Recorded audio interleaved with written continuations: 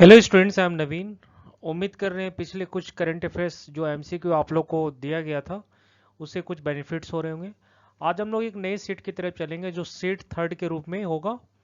इसमें भी मैंने 10 क्वेश्चन प्रोवाइड किया है, तो उम्मीद करते हैं इस 10 क्वेश्चन से आप टोटल 30 क्वेश्चन कैसे क्रिएट हो उस पर ज़्यादा फोकस करना है। तो चलिए पहले क्वेश्चन की तरफ हम लोग चलते हैं।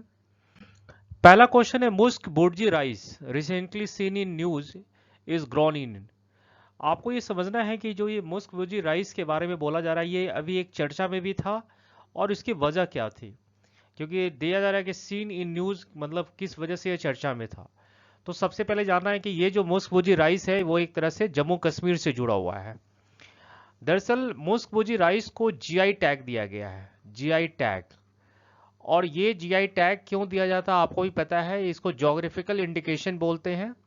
यानी एक तरह से देखा जाए तो जोग्राफिकल इंडिकेशन यानी एक पर्टिकुलर कोई भी चीज अगर उस क्षेत्र में होता हो, उस भौगोलिक क्षेत्र में होता हो, और सिर्फ वहीं हो सकता है वो चीज, वो प्रोडक्ट, तो उसे जीआई टैग दिया जाता है।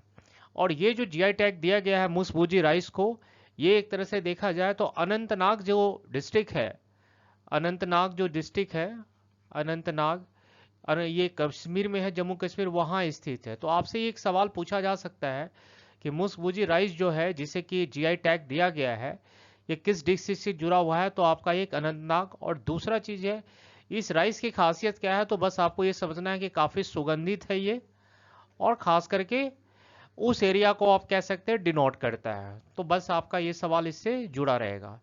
चलिए अगले सवाल की तरफ हम लोग चलते हैं। अगला सवाल है, विच union minister has recently introduce a fresh visa category name Ayush visa. देखिए यहाँ पे दो सवाल क्रिएट हो रहा है। पहला तो है कि आयुष वीजा किस लिए दिया जाता है ये जानना जरूरी है, और दूसरा है कौन से मिनिस्ट्री जो है वो एक तरह से इसको इंट्रोड्यूस किया है। तो मिनिस्ट्री पे पहले हम लोग चर्चा करेंगे। तो ये आपको मिनिस्ट्री ऑफ होम अफेयर्स, जो कि आपको ही पता है गृह मंत्रालय किनके पास है, तो मिस्टर अमित शाह, यानी उन्होंने एक तरह से इसे लॉन्च किया है। अब हम जानेंगे आयुष वीजा का पर्पस क्या है। तो देखिए भारतीय चिकित्सा जो मेथड है, यानी कह सकते हैं कि भारत में जो चिकित्सीय, जिस तरह से योग को लेकर के, योग या मेडिकल जो कह सकते हैं, अगर कोई यहाँ पे आना चाहता हो, स्पेशली भारत में इलाज कराना चाह रहा हो, तो इस तरह का स्पेशल वीजा को एक तरह से आप प्रमोट कर रहे हैं कि इस तरह की वीजा लेकर के आप भारत में आकर चिकित्सीय आप अपने आप को एक तरह से यहाँ पर आकर के इलाज करा सकते हैं। जो योग के साथ साथ जो यहाँ का पारंपरिक जो तरीका है उससे आप एक तरह से लाभ उठा सकते हैं। तो दो सवाल यहाँ पे है कि ये मिनिस्ट्री किसने इंट्रोड्यूस किया और इसका पर्पस क्या है, ये दोनों इससे एक तरह से क्लियर हो रहा है। चलिए क्वेश्चन नंबर थर्ड की तरफ हम लोग चलते हैं। क्वेश्चन नंबर थर्ड जो काफी इंपॉर्टेंट क्वेश्चन है, unified payment system UPI has developed by. देखिए ये बैंकिंग से जुड़ा हुआ टर्म्स है, तो आपको बस आप में थोड़ा बेसिक जानना है कि यूपीआई जो है इसको डेवलप एनपीसीआई की है, जिसको हम बोलते हैं नेशनल पेमेंट कॉरपोरेशन, कॉरपोरेशन, ठीक है, ऑफ इंडिया। यानी इनके द्वारा यूपीआई को लॉन्च किया गया। अब ये जो एनपीसीआई है ये एक तरह से देखा जाए तो 2008 में इंट्रोड्यूस हुआ, लेकिन इसके लिए जो एक्ट लाया गया था वो एक्ट था आपको 2007 में। इसमें एक चीज और आपको बेसिक ये जानना है कि एनपीसीआई के एस्टैब्लिशमेंट में दो मेजर बॉडी, यानी दो, पहला तो आरबीआई और दूसरा जो सबसे इंपॉर्टेंट है आईबीए, ठीक है, इंडियन बैंक एसोसिएशन, इन दोनों के सहयोग से एनपीसीआई का गठन हुआ। बट हम लोग आते हैं यूपीआई के अंदर। यूपीआई को बोलते हैं यूनिफाइड पेमेंट सिस्टम। यानी आप एक तरह से समझिए कि जो 24/7 सर्विस अगर हम करना चाहते हैं, मोबाइल के थ्रू ट्रांसफर करना चाहते हैं, या कैशलेस इकोनॉमी की बात करते हैं, उसमें यूपीआई काफ़ी मददगार है। और यूपीआई का स्टैब्लिशमेंट 2016 में हुआ। तो ये बोला जाता है कि ये एनपीसीआई बेस्ड है, यानी जब से कभी से सवाल आ जाए तो आपको ये एनपीसीआई बेस्ड यूपीआई को बोला जाएगा। और एनपीसीआई के अंदर करीब 10 ऐसे सर्विस को एक तरह से रखा गया है, जिसमें न केवल यूपीआई बल्कि भीम की भी बात आती है, रुपे कार्ड का भी बात आ जाएगा, आईएमपीएस भी आ सकते हैं, और भी कुछ सर्विसेज आएगी। तो आगे जब हम यूपीआई पे चर्चा करेंगे और एनपीसीआई से जुड़े हुए इसके डिटेल इंफॉर्मेशन के बारे में जानेंगे तो इस सभी पे हम लोग एक्सप्लेन करेंगे। चलिए नेक्स्ट सवाल को हम लोग चलते हैं। नेक्स्ट सवाल है, निरकाक्षी recently seen in news in associate with which of the following. देखिए ये नाम काफी यूनिक नाम लग रहा है आपको, निराक्षी, निराक्षी ये है क्या? तो ये देखिए, ये जो है अननेम्ड वाटर वैकल है, ठीक है। इन इंडिया की पहली अननेम्ड वाटर वैकल के रूप में इसे एक तरह से जाना जा रहा है। अब इसका पर्पस क्या है ये जानना जरूरी है कि इसका आखिर ये पर्पस क्या है।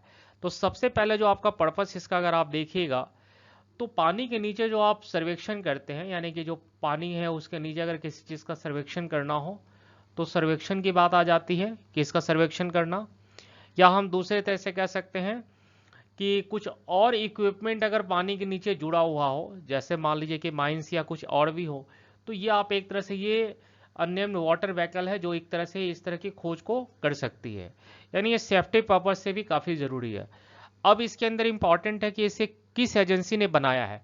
तो आप देखिए इसके बनाने में जो गार्डन, ये इंपॉर्टेंट है, गार्डन जो है, गार्डन रिच जिसको बोलते हैं, रिच जी, ठीक है, गार्डन रिच बिल्डर्स है, ठीक है, गार्डन रिच बिल्डर्स हो गए, और साथ साथ उसके साथ इंजीनियरिंग जिसको बोलते हैं इंजीनियरिंग लिमिटेड, ये तो है ही, गार्डन रिच बिल्डर्स और इंजीनियरिंग लिमिटेड के साथ साथ एमएसएमई की एक यूनिट है जिसको बोलते हैं एरोस्पेस इंजीनियर्स, यानी एरोस्पेस इंजीनियर्स, ये दोनों मिलकर इसका एक तरह से जो अननेम्ड वाटर व्हीकल्स है इसका एक तरह से निर्माण किया है। तो कभी नाम भी पूछा जाएगा तो दोनों का नाम आपको जानना बहुत ज़रूरी होगा, और इसके ऑप्शन में अननेम्ड वाटर व्हीकल आ जाएगा जो फर्स्ट इंडिया के अननेम्ड वाटर व्हीकल है। चलिए अगले सवाल को हम लोग देखते हैं, क्वेश्चन नंबर 5 की तरफ हम लोग चलेंगे। क्वेश्चन नंबर 5 में, in RBI decided to adopt an expensive monetary policy which of the following it would not do. तो देखिए यहाँ तीन टर्म्स आपसे जुड़ा हुआ है, एक्सपेंशनिस्ट मॉनेटरी पॉलिसी, और दूसरा आपको जो मैं पहले बोला था कि नॉट को आप थोड़ा ध्यान दीजिएगा। तो यहाँ बोला जा रहा है कि इनमें से कौन सा टूल्स है जिसको अडॉप्ट करके मॉनेटरी पॉलिसी को एक्सपेंसिव हम कर सकते हैं। तो पहले तो हमें ये जानना है कि मॉनेटरी पॉलिसी के अंदर दो ही बड़े फ्रेमवर्क है, एक फ्लो ऑफ मनी, यानी फ्लो ऑफ मनी, पैसा ज़्यादा से ज़्यादा लिक्विडिटी बाजार में पैसा डालना, और दूसरा है पैसा को खींचना। तो यहाँ एक्सपेंसिव की बात आ रही है, यानी कि एक तरह से पैसा डालने की बात आ रही है। तो सबसे इंपॉर्टेंट आप देख लीजिए कि अगर हम पैसा डालने की बात कर रहे हैं तो आप देखिए cut and optimise the statutory liquidity ratio. अगर आप सीआरआर या एसएलआर को कट कर दीजिएगा, यानी एसएलआर अगर आप देखा जाए कट अगर आप करते हैं तो एक तरह से पैसा डाला जा सकता है, यानी कि जो एसएलआर को अगर आप 18% अगर आप इसे 17% कर दें तो इसके जरिए 1% के जरिए बाजार में पैसा डाला जा सकता है। तो पहला ऑप्शन तो नहीं होगा, ये तो क्लियर है। दूसरा है कैट bank rate and repo rate, ये भी देख लीजिए कट की बात आ रही है, यानी अगर बैंक रेट को हम कम कर दें तो उतना पैसा बाजार में डाला जा सकता है, तो ये भी नहीं होगा। तो आपका आंसर हो जाएगा एमएसएफ, जो इंक्रीज एमएसएफ। अब यहाँ समझेंगे कि अगर एमएसएफ को अगर हम बढ़ा दें तो ऑब्वियस है कि बाजार में जो लिक्विडिटी है उसको हम खींच सकते हैं, वजह चाहे जो भी हो, इमरजेंसी विंडो को लेकर के हूँ, क्योंकि एमएसएफ एक इमरजेंसी विंडो के रूप में यूज होता है और जिसका रेट ऑफ इंटरेस्ट दूसरे किसी रेट से काफ़ी ज़्यादा है जो 6.75 है, यानी रेपो में अगर आप कुछ ऐड कर दें 0.25 तो आपका एमएसएफ या बैंक रेट निकलता है। तो यहाँ पे ऑप्शन आपके दो हो जाएंगे, यानी इस दो ऑप्शन से आप बाजार में एक्सपेंसिव मॉनेटरी पॉलिसी को इंप्लीमेंट नहीं कर सकते हैं, क्योंकि इससे पैसा आप खींच रहे हैं एक तरह से। चलिए नेक्स्ट सवाल को हम लोग देखते हैं, अगला सवाल क्या बोल रहे हैं। क्वेश्चन नंबर 6 की तरफ हम लोग चलेंगे।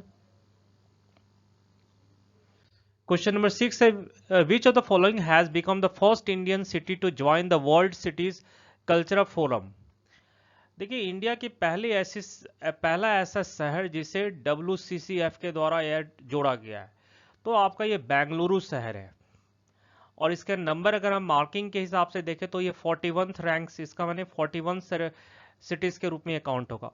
लेकिन इस तरह का जो बनाया गया वर्ल्ड सिटीज कल्चरल फोरम, ये किसके द्वारा बनाया गया, तो ये जानिए कि ये जो आपका WCCF जो बोलते हैं, ये 2012 में ये सेटअप हुआ, मैंने इस तरह का।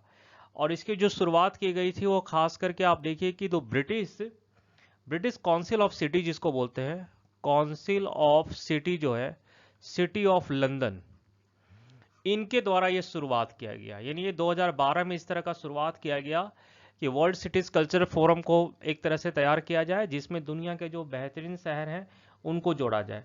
और इसके जोड़ने का पर्पस क्या है ये भी आपको सबसे इंपॉर्टेंट है कि जो नए शहर में जो डेवलपमेंट हो रहे हैं और इसके जो डिमांड है, यानी कि एक तरह से डेवलपमेंट को भी देखें और इसके सामने चैलेंजेस क्या क्या आ रहे हैं, खास करके इस चीज को देखते हुए इस तरह का वर्ल्ड सिटीज कल्चरल फोरम की स्थापना की गई। तो यहाँ दो सवाल बन सकते हैं कि ये शुरुआत कब हुआ, तो 2012 में। किसके द्वारा किया गया, तो British council of city of London के द्वारा ये शुरुआत की गई। और तीसरा है कि बेंगलुरु शहर को 51 शहर के रूप में एक तरह से चुना गया है। चलिए क्वेश्चन नंबर 7 की तरफ हम लोग चलेंगे। विच स्टेट लॉन्च द गृह ज्योति स्कीम, यानी कौन सा स्टेट है जो गृह ज्योति लोन जो योजनाएं हैं उसको एक तरह से शुरुआत की है। तो ये शुरुआत करने वाला अभी जो है कर्नाटका है। कर्नाटका में इलेक्शन के बाद बहुत सारे ऐसे योजनाएं लाई गई है। तो इस योजना के अंदर क्या एक स्पेसिफिक रहा, इसको हम जानेंगे। दरअसल इसमें सबसे इंपॉर्टेंट है 200 यूनिट तक जो बिजली है, इलेक्ट्रिसिटी जो है खास करके, उसके लिए आपको फ्री किया गया है। यानी 200 यूनिट तक आप फ्री इलेक्ट्रिसिटी आप एक तरह से कर सकते हैं। जैसे दिल्ली में जिस तरह का आम आदमी ये पार्टी ने एक तरह से इस तरह का था कि फ्री बिजली, या वैसे पीपल जो जो खासकर अनप्रिविलेज एरिया से जुड़े हुए हैं, जो पे नहीं कर पा रहे हैं, तो वैसे को प्रमोट करने के लिए तो ये इंपॉर्टेंट है। 200 यूनिट ये बहुत इंपॉर्टेंट है उससे नीचे वाले को। और दूसरा है कि अनप्रिविलेज पर्सन को जोड़ा गया है खास करके, और इलेक्ट्रिसिटी को लेकर के ये अभी किया गया। तो ये कर्नाटका में स्कीम अभी ये जारी किया गया है। चलिए क्वेश्चन नंबर 8 की तरफ हम लोग चलेंगे। Question number 8, the investors education and protection fund authority was established by the. तो देखिए जब भी इस तरह का कोई टर्म्स आता है तो खास करके इन्वेस्टर्स की बात आ जाएगी, तो आप देखिए कि इसमें सेबी की बात आ जाएगी। तो सेबी इस तरह का जो है investors education protection fund authority बनाया है और इसकी शुरुआत 2016 में की गई थी। तो कभी कभी आपसे ईयर भी पूछा जा सकता है। दूसरा जो सबसे ये एक स्टैच्यूटरी बॉडी है, स्टैच्यूटरी बॉडी के रूप में काउंट होता है। और सबसे इंपॉर्टेंट है कि ये कंपनी एक्ट जिसको बोलते हैं, कंपनी एक्ट 2013 के साथ साथ अंडर सेक्शन 125 को ये फॉलो करता है। तो कभी अगर मान लिया जाए डाटा को लेकर सवाल हो तो आपको ये ध्यान रखना है कि किससे जुड़ा हुआ रहेगा। स्टैच्यूटरी बॉडी के रूप में कब लाया गया, और इसका मेन पर्पस ये है कि जो आप इन्वेस्ट करते हैं उसको एक तरह से प्रोटेक्शन करना। जैसा कि नाम से ही क्लियर है कि ये प्रोटेक्शन को लेकर के, यानी जो इन्वेस्टर्स है उसके प्रोटेक्शन को लेकर इस तरह का अथॉरिटी बनाई गई है, ताकि लोगों का पैसा जो लगाया जा रहा है वो किसी तरह का उसमें सेक्रेशन न हो या फ्रॉड ना हो सके। चलिए क्वेश्चन नंबर 9 को देखेंगे। Which state UT launch the Amrit Vriksh Andolan app. देखिए ऐप से जुड़े हुए बहुत सारे सवाल हैं, बट आपको यहां जानना है कि ये ऐप जो है असम सरकार के द्वारा लॉन्च किया गया है। इसमें एक तरह से जो सबसे इंपॉर्टेंट है, जो आज के जिसमें जरूरी भी है, सरकार बोली है कि भाई आप प्लांट लगाइए। और प्लांट लगाने के लिए उन्होंने टारगेट किया है कि 1 करोड़ आप प्लांट लगाने का उन्होंने टारगेट किया असम गवर्नमेंट में। और उसमें एक रखा गया है कि अगर जो आप प्लांट लगा रहे हैं उसका, अगर वो प्लांट आप लगा रहे हैं तो उसमें आपको 100 रुपीज दिया जाएगा। आप उसको एक सेल्फी लेकर के उसे अपलोड करना है। और जो प्लांट 3 साल तक अगर रहा, अगर जीवित रहा उस प्लांट, तो अतिरिक्त आपको 200 रुपये दिया जाएगा। तो ये काफी अच्छा चीज है। इससे भी एक प्रमोशन तो है कि आप जो लगा रहे हैं उसके लिए आपको कुछ पे भी किया जा रहा है, और दूसरा है कि ये एक तरह से पर्यावरण के लिए बहुत जरूरी है। तो ये असम सरकार के द्वारा अभी की गई है। चलिए नेक्स्ट क्वेश्चन की तरफ चलते हैं। Question number 10, which of the following state is Mansa tiger reserve located. तो ये आपका जो मनसा टाइगर, ये आपका जो अभी है ये आसाम में है। तो टाइगर रिजर्व से जुड़ा हुआ आजकल जो स्टैटिक जीके होता है, स्टैटिक जीके, उसमें एक तरह से सवाल पूछे जा सकते हैं। सबसे इंपॉर्टेंट है कि जो भी क्वेश्चन प्रोवाइड किए जा रहे हैं, जैसे मैंने अभी 10 क्वेश्चन दिया, तो ये 10 क्वेश्चन से आप 3 से 4 क्वेश्चन जरूर आप तैयार करें, तब आपका ये 40 क्वेश्चन का एक बंच बनेगा। और इस तरह से आपके पास एक ऑप्शन भी रहेगा कि किसी भी तरह के क्वेश्चंस को हम सॉल्व कर सकते हैं। सिर्फ एक क्वेश्चन को 1:1 आपको नहीं देखना है। आने वाले समय में इस तरह के कुछ एमसीक्यू के साथ साथ एक बेसिक्स है कि जो फाइनेंस के भी कुछ अलग से क्वेश्चन टॉपिक वाइज आप लोगों को प्रोवाइड करेंगे, जैसे मॉनेटरी पॉलिसी या फिर अदर जो भी है एनपीओ, उसको लेकर के अलग से क्वेश्चन देंगे जो थोड़ा मॉडरेट और डिफिकल्ट होगा, ताकि उसको बताते समय पूरे कॉन्सेप्ट को एक तरह से क्लियर किया जा सके। Thank you.